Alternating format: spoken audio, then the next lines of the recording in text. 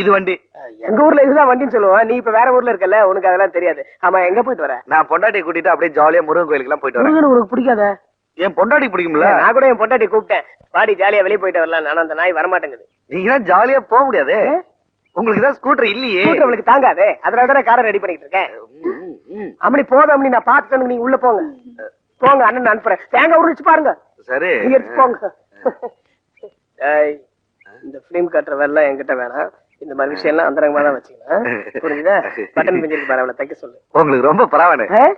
ஆமா. ஏய் போடா போடா, காலம் கத்தால. ஐயோ, என்ன பண்ண எக்ஸசைஸ் பண்றதுக்கு அவன் தான் கிடைச்சா குடுறா. போடா, முறைகிறான் பாரு. அங்கிள்